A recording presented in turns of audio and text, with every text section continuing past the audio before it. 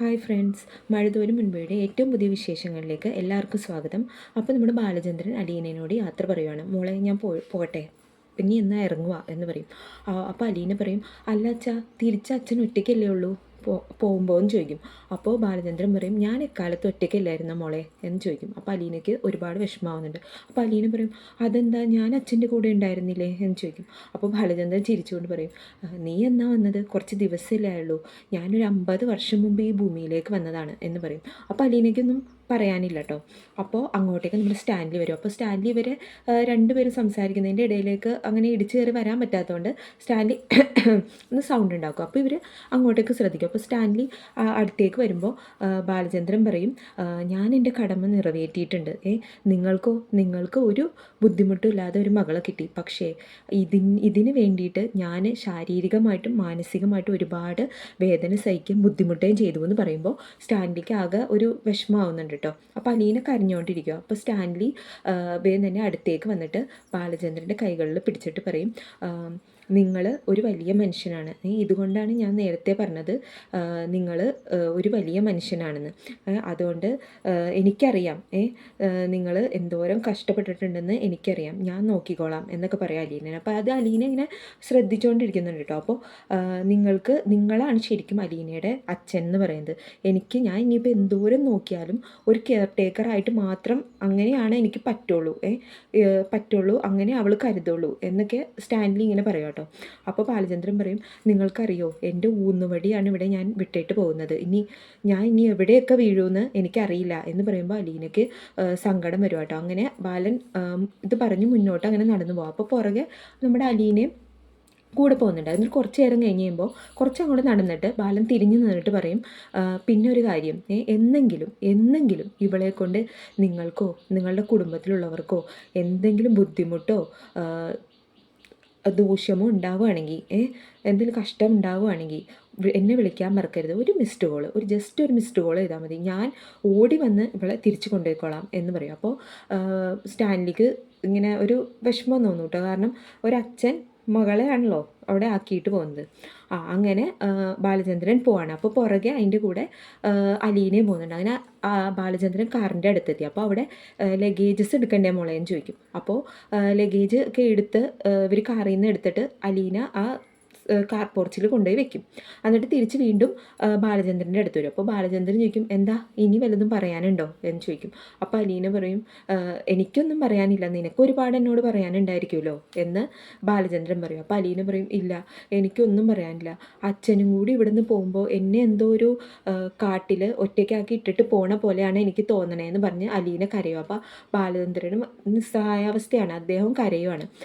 അപ്പോൾ ബാലചന്ദ്രൻ പറയും, ഇതാണ് നിൻ്റെ വീട്, ഇവിടുത്തെ ഒരു കുടുംബാംഗത്തിനെ പോലെ നീ ജീവിക്കണം, നിനക്ക് എല്ലാം അറിയാലോ എന്നൊക്കെ പറയും. അപ്പോൾ നമ്മുടെ അലീനയോട് ബാലൻ പറയും, ഞാനിന്ന് പോകുന്നില്ല മോളെ, ഞാനിവിടെ പുനലൂർ ഒരു റൂം എടുത്ത് താമസിക്കാമെന്ന് ഓർക്കണേ. കാരണം ഞാനിനി ഇന്ന് തന്നെ ഡ്രൈവ് ചെയ്ത് അവിടെ ഒറ്റയ്ക്ക് ചെന്ന് കയറുമ്പോൾ അവർക്കൊക്കെ വിഷമാവും. അവരൊക്കെ എന്നോട് ചോദിക്കും, കൊണ്ടുവിട്ടല്ലേ എന്ന് ചോദിക്കും. അതെനിക്ക് സഹിക്കാൻ പറ്റില്ല. അതുകൊണ്ട് ഞാൻ ഇന്ന് പോകുന്നില്ല, ഇവിടെ താമസിക്കുക. പിന്നെ നിനക്ക് ഇവിടെ എന്തെങ്കിലും ബുദ്ധിമുട്ട് തോന്നുവാണെങ്കിൽ അപ്പം എന്നെ വിളിക്കണം. ഞാൻ അരമണിക്കൂറുള്ളൂ പുനലൂരിൽ നിന്ന് ഇങ്ങോട്ടേക്ക്, ഞാൻ വന്നോളാം, എന്തിനും എന്നെ വിളിക്കണം എന്ന് പറയും.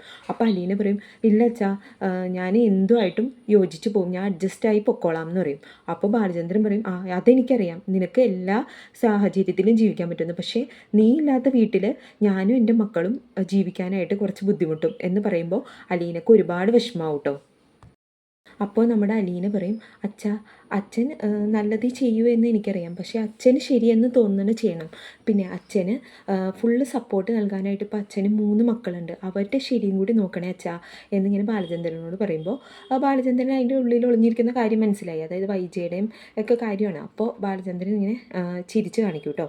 എന്നിട്ട് പയ്യ അലീനയുടെ കവിളിലൊക്കെ പിടിച്ചിട്ട് താങ്ക് യു മോളെ എന്നൊക്കെ പറയും, താങ്ക് യു ഫോർ എവറിത്തിങ് എന്നൊക്കെ പറയും. എന്നിട്ട് ഇങ്ങനെ കണ്ണൊക്കെ നിറഞ്ഞ് നിൽക്കും കേട്ടോ. അപ്പോൾ ഇത് സ്റ്റാൻലി അവിടെ സിറ്റൗട്ടിൽ നിന്ന് ഇതൊക്കെ കാണുന്നുണ്ട്, ഈ അച്ഛനും മകളും തമ്മിലുള്ള ഇത്. അങ്ങനെ നമ്മുടെ ബാലചന്ദ്രൻ കാറിലേക്ക് കയറുവാണ്. അപ്പോൾ അലീന ഇങ്ങനെ കരഞ്ഞുകൊണ്ട് നോക്കി നിൽക്കുന്നുണ്ട് കേട്ടോ. അപ്പോൾ കുറച്ച് നേരം കഴിയുമ്പോൾ ബാലചന്ദ്രന് നല്ല വിഷമാവുന്നുണ്ട്. അങ്ങനെ കാറ് മുന്നോട്ട് പോവാണ്. അപ്പോൾ ബാലചന്ദ്രൻ ഇങ്ങനെ ആ മിററിൽ കൂടി ഇങ്ങനെ അലീന അവിടെ നോക്കി നിൽക്കുന്നത് ഇങ്ങനെ കാണുന്നുണ്ട്. അപ്പോൾ വേഗം തന്നെ നമ്മുടെ സ്റ്റാൻലി ഈ കാറ് പോയി കഴിഞ്ഞ് കഴിയുമ്പോൾ അലീനയുടെ അടുത്തേക്ക് വന്നിട്ട് അവിടെ വന്ന് നിന്നിട്ട് അലീനയോട് പറയും വാ എന്ന് പറയും. അപ്പോൾ അലീനയുടെ ലഗേജസ് ഒക്കെ തന്നെ എടുക്കുക കേട്ടോ. അപ്പോൾ വേഗം സ്റ്റാൻലിക്ക് ദേഷ്യം വന്നു. അപ്പോൾ സ്റ്റാൻലി ആൻ്റപ്പ എന്ന് പറഞ്ഞ് ഒച്ചത്തിൽ ദേഷ്യത്തിൽ വിളിക്കും. അപ്പോഴത്തേക്ക് ആൻ്റപ്പൻ ഓടി വരും. അപ്പോൾ ആൻ്റപ്പൻ ചോദിക്കും എന്താണെന്ന് ചോദിക്കും. അപ്പോൾ പറയും ഇത് എത്ര നേരമായി ഈ ലഗേജൊക്കെ എവിടെ ഇരിക്കുന്നു, എന്നിട്ട് തനിക്കിത് എടുത്തു വെക്കാറായില്ലേ എന്ന് ചോദിക്കും. അപ്പോൾ ഇത് കൊണ്ടുപോയി റൂമിൽ വയ്ക്കുക എന്ന് പറയും. അപ്പോൾ ആൻ്റപ്പൻ ചോദിക്കും എവിടെയാണ് വെക്കണ്ടേ സാബ് എന്ന് ചോദിക്കും. അപ്പോൾ സ്റ്റാൻലി പറയും അപ്പോൾ തനിക്ക് ഇത്ര നേരമായിട്ട് മനസ്സിലായില്ലേ, താനൊക്കെ ഇനി എന്നാ നന്നാവണേ, തന്നോട് ഞാൻ പറഞ്ഞതല്ലേ റൂം ഒരുക്കി വെക്കാനൊക്കെ ആയിട്ട് എന്ന് പറയും. അപ്പോൾ സോറി എന്ന് പറയും. അപ്പോൾ എന്നിട്ട് നമ്മുടെ ആൻ്റപ്പൻ ചേട്ടൻ അലീനയുടെ അടുത്ത് പറയും വരൂ മേം സാബ് എന്ന് പറയും. അപ്പോൾ അലീനയ്ക്ക് എന്തോ പോലെ ആവട്ടോ. അപ്പോൾ അലീന പറയും വേണ്ട എന്നെ അങ്ങനെയൊന്നും വിളിക്കണ്ട, എന്നെ പേര് വിളിച്ചാൽ മതി അലീന എന്ന് പറയും. അപ്പോൾ പറയും ഞാൻ എടുക്കാം, ലഗേജ് എടുക്കാം എന്ന് പറയുമ്പോൾ അലീന പറയും ഏയ് ഇതെനിക്ക് എടുക്കാവുന്നതല്ലേ ഉള്ളൂ എന്ന് പറയും. അപ്പോൾ സ്റ്റാൻലി പറയും തന്നോടല്ലേ അതൊക്കെ എടുത്ത് വെക്കാൻ പറഞ്ഞേ എന്ന് പറയും. അപ്പോൾ വേഗം നമ്മുടെ ആൻ്റപ്പൻ ചേട്ടൻ ഇതെടുക്കാൻ പോകുമ്പോൾ അലീന സമ്മതിക്കില്ല കേട്ടോ. എന്നിട്ട് അലീന തന്നെ ആ പെട്ടിയൊക്കെ എടുത്ത് കൊണ്ടുപോകും. പറയും ഇതിനും വലിയ ഭാരം ഞാൻ എത്രയോ ചുമന്നേക്കണമെന്ന് ഇങ്ങനെ പറയും അലീന. ഇതിനു മുമ്പ് ചുമന്നിട്ടുണ്ടെന്ന് ഇങ്ങനെ പറയുമ്പോൾ സ്റ്റാൻലിക്ക് ഒരുപാട് വിഷമമാവട്ടെ. കാരണം അറിഞ്ഞുകൊണ്ടല്ലെങ്കിലും അലീനയ്ക്ക് ആ ഒരു പ്രായമായല്ലോ, അവൾക്ക് സ്നേഹവും സന്തോഷമൊന്നും കൊടുക്കാൻ പറ്റിയില്ലല്ലോ എന്നുള്ള ഒരു വിഷമമുണ്ട് സ്റ്റാൻലിക്ക്. അങ്ങനെ ഇവർ റൂമിലേക്ക് നടക്കും. അപ്പം ആൻ്റപ്പൻ ചേട്ടനും നമ്മുടെ അലീനയും കൂടി മുകളിലാട്ടോ അലീനയ്ക്ക് റൂം സെറ്റ് ചെയ്തേക്കണേ. അങ്ങനെ അവിടെ ചെന്ന് റൂം തുറന്ന് ഇങ്ങനെ കാണിക്കുക ഇതാ റൂമെന്ന് പറഞ്ഞു. അപ്പോൾ അലീന ഇങ്ങനെ ചുറ്റുപാട് നോക്കും. നല്ല എല്ലാവിധ സൗകര്യങ്ങളും ഉള്ള ഒരു വലിയ റൂമാണ്. അപ്പോൾ നമ്മുടെ അലീന ചോദിക്കും ആൻ്റപ്പൻ ചേട്ടനോട് ചോദിക്കും ഇത്ര വലിയ റൂമൊന്നും എനിക്ക് വേണ്ടായിരുന്നു, എനിക്കൊരു കൊച്ചു റൂം മതി, പിന്നെ ഈ ബാഗുകളൊക്കെ വെക്കാൻ ഒരു അലമാര തട്ടും എന്ന് പറയും. അപ്പോൾ ആൻ്റപ്പൻ ചേട്ടൻ പറയും ഈ വീട്ടിലെ ഏറ്റവും ചെറിയ റൂമാണ്, പിന്നെ കേണൽ സാബ് ഇതാണ് റെഡിയാക്കി ഇടാൻ പറഞ്ഞതെന്ന് പറയും. അപ്പോഴേക്കും അങ്ങോട്ടേക്ക് നമ്മുടെ സ്റ്റാൻലി വളർത്തുന്ന നായകൾ വരും കേട്ടോ. അപ്പോൾ അവർ വന്നിട്ട് അലീനയുടെ അടുത്ത് വന്നിട്ട് ഇങ്ങനെ നോക്കി നിൽക്കും. അപ്പോൾ ആൻ്റപ്പൻ ചേട്ടൻ ഇങ്ങനെ അത്ഭുതത്തോട് നോക്കുന്നുണ്ട്. പെട്ടെന്ന് ഇണങ്ങിയല്ലോ അലീനയായിട്ട്. അപ്പോൾ അലീന അവരോട് ചോദിക്കും നിങ്ങളെവിടെയാണ് താമസിക്കുന്നത്, നിങ്ങളുടെ അടുത്തൊരു റൂം കിട്ടുമോ, കൊച്ചു റൂം എന്ന് പറയുമ്പോൾ അങ്ങോട്ടേക്ക് സ്റ്റാൻലി വരും. അപ്പോൾ സ്റ്റാൻലി വന്നിട്ട് പറയും നായ്ക്കുട്ടികളോട് പറയും നിങ്ങൾ ഈ റൂമിലേക്ക് ഇനി കയറരുത്, അങ്ങ് പോയിക്കോ എന്നും പറഞ്ഞിട്ട് അവർ പറഞ്ഞു വിടുക. എന്നിട്ട് പറയും ആൻ്റപ്പൻ ഈ റൂമിൽ ഒരു ടി വിയും അത്യാവശ്യം കോസ്മെറ്റിക്സും ഒക്കെ മേടിക്കണം എന്ന് പറയും. അപ്പോൾ അലീന പറയും അതെല്ലാം എൻ്റെ കയ്യിലുണ്ട്, ടി വി ഒന്നും വേണ്ട, പിന്നെ കോസ്മെറ്റിക്സും എനിക്ക് ആവശ്യമുള്ള ഡ്രസ്സും കാര്യങ്ങളൊക്കെ ഞാൻ കൊണ്ടുവന്നിട്ടുണ്ടെന്ന് പറയും. അപ്പോൾ സ്റ്റാൻലി പറയും അതൊക്കെ ഉണ്ടായിരിക്കും, പക്ഷേ ഇനി അലീന വേറൊരു ഇടത്താണ് വന്നിരിക്കുന്നത്, അപ്പോൾ ഇനി ഇവിടുത്തെ രീതിക്കനുസരിച്ചും ഒക്കെ വേണം ജീവിക്കാനായിട്ട് കേട്ടോ. പിന്നെ ഇനി അലീന റിട്ടയർഡ് കേണൽ സ്റ്റാൻലി ജോസഫിൻ്റെ മകളാണ് എന്ന് പറയും. അപ്പോൾ അലീന വേഗം തന്നെ പറയും കീറിയ പിന്നി ഉടുപ്പ് തുന്നി കെട്ടി ഞാൻ ഇട്ടിട്ടുണ്ട്, ഒരു ഉടുപ്പിന് വേണ്ടി കൊതിച്ചിട്ടുണ്ട്, അന്നൊന്നുമില്ലാതെ ഉടുപ്പ് എന്തിനാ എനിക്കിപ്പോൾ എന്നിങ്ങനെ പറയുമ്പോൾ സ്റ്റാൻലിക്ക് ഒരുപാട് ഫീൽ ചെയ്തു കേട്ടോ. അപ്പോൾ സ്റ്റാൻലി ഇങ്ങനെ പറയും എനിക്കറിയില്ലായിരുന്നല്ലോ, സോറി, ഞാനിപ്പോഴല്ലേ അറിയുന്നത്, 23 വർഷങ്ങൾക്ക് ശേഷമാണല്ലോ ഞാൻ അറിയുന്നത് എനിക്ക് ഇങ്ങനൊരു മകളുണ്ടായിരുന്നു എന്ന്. അപ്പോൾ അലീനയ്ക്ക് വിഷമം വരുന്നുണ്ട് കേട്ടോ, അങ്ങനെ പറയണ്ടായിരുന്നു എന്ന് തോന്നി. അപ്പോൾ അലീന പറയും അല്ല ഞാൻ കുറ്റപ്പെടുത്താൻ വേണ്ടി പറഞ്ഞതല്ലല്ലോ, വിഷമിക്കണ്ട എന്നിങ്ങനെ പറയും. അപ്പോൾ സ്റ്റാൻലി ഇങ്ങനെ അലീനേനെ നോക്കിക്കൊണ്ട് നിൽക്കുക കേട്ടോ. സ്റ്റാൻലി വേഗം തന്നെ നമ്മുടെ ആൻ്റപ്പൻ ചേട്ടനോട് പറയും ആൻ്റപ്പൻ ഇത് കഴിഞ്ഞ് കഴിയുമ്പോൾ കുട്ടിയെ ഈ വീടിൻ്റെ എല്ലായിടവും കാണിച്ചു കൊടുക്കണം, കിച്ചൺ ഗാർഡൻ നമ്മുടെ വീട് മൊത്തം കാണിച്ചു കൊടുക്കണം കേട്ടോ എന്നൊക്കെ പറഞ്ഞ് ഇങ്ങനെ ഓർഡറൊക്കെ കൊടുത്തിട്ട് പോവാണ്. അപ്പോൾ അലീന ഇങ്ങനെ അവിടെ നിൽക്കുക കേട്ടോ. ഇതിന് ശേഷം കാണിക്കുന്നത് നമ്മുടെ ബാലചന്ദ്രൻ ഡ്രൈവ് ചെയ്ത് പോവുകയാണ്. അപ്പോൾ നല്ല വിഷമത്തിൽ കരഞ്ഞുകൊണ്ടാണ് പോണത് കേട്ടോ. കാരണം ബാലചന്ദ്രൻ ഇത്രയും നാളിങ്ങനെ കടിച്ചു പിടിച്ച് നിന്നത് അലീനയ്ക്ക് വേണ്ടിയിട്ടാണ്. അപ്പോൾ അതുമല്ല അവളെ അവിടെ ഒരു എത്തിച്ചു കൊടുത്തു, ഇനി അവളുടെ ജീവിതം എന്താവുമെന്നൊക്കെ ഓർത്ത് ബാലചന്ദ്രന് ഒരുപാട് ടെൻഷനുണ്ട്. അങ്ങനെ കരഞ്ഞുകൊണ്ടാണ് പോണേ. അങ്ങനെ ഒരിടത്ത് വണ്ടി ഒതുക്കി നിർത്തിയിട്ട് ബാലചന്ദ്രൻ കരയുക കേട്ടോ. ഇങ്ങനെ ആരെയും കാണിക്കാൻ പറ്റില്ലല്ലോ കരയുന്നത്, അങ്ങനെ ഒറ്റയ്ക്കിരുന്ന് കരയുക. അപ്പോഴേക്കും നമ്മുടെ മനു ഫോൺ ചെയ്യുവാണ് ബാലചന്ദ്രനെ. അപ്പോൾ എടുക്കും. അപ്പോൾ എന്താ മനു എന്ന് ചോദിക്കുമ്പോൾ അങ്കിൾ എവിടെയാ, അവിടെ കൊണ്ടുപോയി ആക്കിയോ അലീനയെ എന്ന് ചോദിക്കുമ്പോൾ പറയും ഞാൻ കൊണ്ടുപോയി ആക്കി, കുളത്തൂർ പുഴയിൽ ആക്കിയിട്ട് ഞാൻ തിരിച്ചു പോരുവാണെന്ന് പറയും.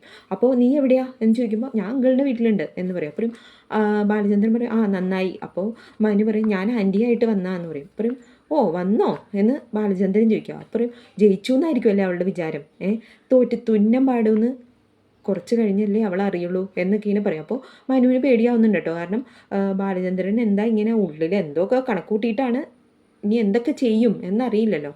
അങ്ങനെ ഇരിക്കും. അപ്പോൾ മനു ചോദിക്കും അവിടെ ആരൊക്കെയുണ്ട് എന്ന് ചോദിക്കും. അപ്പോൾ ഇവിടെ സ്റ്റാൻലി ജോസഫും കുറച്ച് ജോലിക്കാരും ഉള്ളൂ, പിന്നെ ഭാര്യയും മക്കളൊക്കെ അങ്ങ് അഞ്ചലിലാന്നാണ് പറയണേ കേട്ടെ എന്നൊക്കെ പറയും. അപ്പോഴും ബാലചന്ദ്രൻ പറയും എന്തായാലും എൻ്റെ ഉത്തരവാദിത്തം കഴിഞ്ഞല്ലോ എന്ന് പറയും. അപ്പോൾ മനു പറയും ഇല്ലെങ്കിലേ ഇനി അവരെ ഭാര്യയും മക്കളും കുടുംബക്കാരും ഒക്കെ അറിയുമ്പോൾ ഒരു പൊട്ടിത്തെറിയൊക്കെ ഉണ്ടാവില്ലേ എന്ന് ചോദിക്കും. അപ്പോൾ ബാലചന്ദ്രൻ പറയും അതൊക്കെ അവർ നോക്കിക്കോളും, എനിക്ക് തന്നെ എടുത്താൽ പൊങ്ങാത്ത പ്രശ്നങ്ങളുണ്ട്, പിന്നെ നമ്മൾ ഇനിയിപ്പോൾ അതും കൂടി അന്വേഷിക്കാൻ പറ്റുമോ എന്നൊക്കെ ഇനി ചോദിക്കും. അപ്പോൾ മനു ചോദിക്കും അങ്കിൾ ഇന്ന് തന്നെ പുറപ്പെടുമോ എന്ന് ചോദിക്കും. അപ്പോൾ ബാലചന്ദ്രൻ പറയുന്നുണ്ട് ഇല്ല, ഞാൻ ഇന്ന് എന്തായാലും വരില്ല, ഞാനിവിടെ ഒരു റൂം എടുത്തിട്ടുണ്ട്, അവിടെ താമസിക്കും. ഇങ്ങനെയുള്ള വിശേഷങ്ങളൊക്കെ ആയിട്ടാണ് ഇന്നത്തെ എപ്പിസോഡ് അവസാനിക്കുന്നത്. ഇനി നാളത്തെ എപ്പിസോഡിൽ നമുക്ക് വൈജയുടെ പുതിയ പുതിയ പ്രകടനങ്ങളും അതേപോലെ തന്നെ അലീനയുടെ അവിടെയുള്ള ജീവിതത്തിൻ്റെ കാഴ്ചകളും ഒക്കെ കാണാൻ കഴിയും. അപ്പോൾ എല്ലാവർക്കും എൻ്റെ ചാനൽ ഇഷ്ടമായാൽ ലൈക്ക് ചെയ്യാനും സബ്സ്ക്രൈബ് ചെയ്യാനും മറക്കരുത്. അപ്പോൾ എല്ലാവർക്കും ബൈ.